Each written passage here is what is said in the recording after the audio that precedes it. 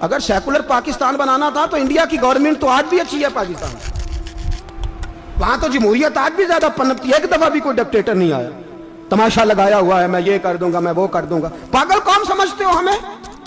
بیوقوفوں کا ملک ہے جو تمہارے جی میں آتا کہتے جاتے ہو، جو جس کے من میں آتا ہے وہ کہتے جاتے ہو۔ سنو اسلام کس طرح کی خلافت چاہتا ہے، امیر المومنین خلیفۃ المسلمین حضرت عمر فاروق۔ سنو حکومت کس کو کہتے ہیں؟ حضرت عمر گزر رہے، فجر کی نماز کے بعد 2 گلیاں رہ گئی ہیں، آج پورا نہیں ہو سکا آپ کا دورہ، جو رات کو نقاب پہن کے 2 گلیاں رہ گئیں تو نقاب اوڑھ کے ہی فجر کے بعد نکل گئے۔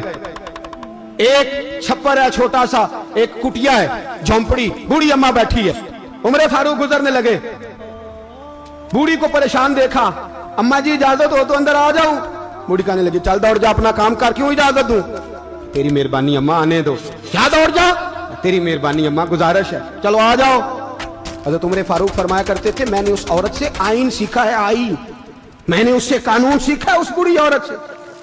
اندر آ گئے عمر فاروق، اماں کیا پریشانی ہے، کیا بات؟ اماں کہنے لگی خامد انتقال کر گیا، اولاد اللہ نے دی کوئی نہیں، میں غریب ہوں، 3 دن سے روٹی نہیں کھائی، 25 دینار کا قرضہ چڑھ گیا ہے، مجھے عمر فاروق سے بڑی شکایت ہے، اس نے میرا حال ہی نہیں پوچھا۔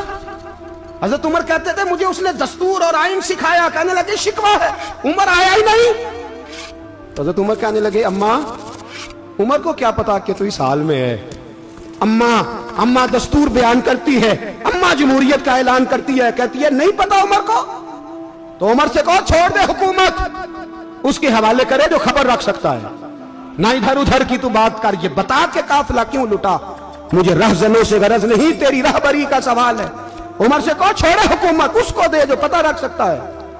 حضرت سیدنا نافع فرماتے ہیں جس کے سامنے کسریٰ اور روم کے بادشاہ کانپا کرتے تھے، میں نے اس عمر کو بوڑھی اماں کے سامنے کانپتے ہوئے دیکھا ہے۔ راشا طاری ہے عمر فاروق کا۔ دوڑے گئے، 25 دینار لائے، راشن رکھ کے لائے، روٹیاں پکائیں، بوڑھی اماں کو کھلائیں، کہنے لگے اماں 25 دینار لے لے اور چل، غلطی ہو گئی، عمر کو معاف کر دے۔ اماں بولی، بول کے کہنے لگی میں نہیں معاف کرتی، میں تو پکا پھل لوں، بس گرنے والی ہوں، ایک دفعہ قبر میں جا لینے دے، میرے رسول آئیں گے تو میں عمر کی شکایت کروں۔ فرمایا میں شکایت کروں گی محبوب پاک سے اور عرض کروں گی حضور اسے پوچھ، اس کو نگران بنایا گیا، اس نے مجھ بیوہ اور لوارث کی خبر ہی نہیں لی۔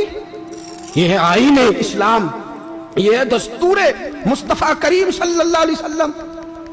یہاں کتنے غریب بھوکے سوتے ہیں، کتنوں کے بچے روز اغوا ہوتے ہیں، کتنی مصیبتیں، گورنمنٹ کہتی ہے کچھ بھی نہیں کچھ بھی نہیں کچھ بھی نہیں، افواہ ہے افواہ ہے، افواہ ہے تو اس کا علاج کیوں نہیں ہوتا؟ آپ میدان میں سر عام آ کے اس کا اعلان کیوں نہیں کرتے؟ جاگیے اور سنیے میری بات۔ حضرت سیدنا فاروق اعظم نے 25 دینار دیے، پھر اس اماں کو کھانا دیا۔ کوئی برادری نہیں اس اماں کی، کوئی ووٹ بینک نہیں، کوئی یہ اماں کسی بڑی برادری کی نہیں جس کا 2 لاکھ ووٹ ہو۔ امیر المومنین ہو کے عمر فاروق اماں کے قدموں میں بیٹھ گئے، کہنے لگے اماں عمر کمزور ہے، حضور کا سامنا نہیں کر سکتا، تیری مہربانی نبی پاک کے سامنے شکایت نہ کرنا۔ اماں کہنے لگی چل میں تیری خاطر معاف کر دیتی، جا تو مجھے کسی اچھی ماں کا بیٹا لگتا ہے، جا تیری خاطر۔ کہنے لگے چل پھر مجھے لکھ کے دے۔ کہنے لگی میں تو ان پڑھ ہوں، تو لکھ دے میں دستخط کر دے۔ حضرت عمر نے لکھا، ایک بوڑھی اماں کو شکایت تھی خطاب کے بیٹے عمر سے، اور پھر وہ معاف ہو گئی۔ اماں کہتی ہے میں نے اللہ کی رضا کے لیے معاف، یہ دستخط کر دو۔ اماں کے آگے کیا تو حضرت علی آ گئے، حضرت عبداللہ ابن مسعود آ گئے، کہنے لگے عمر یہاں پھر رہے ہو، میں سارے مدینے میں ڈھونڈ رہا تھا۔ اماں اٹھ کے کھڑی ہو گئی، ہائے میں مر گئی، یہ عمر تھا، یہ میں نے کیا کیا؟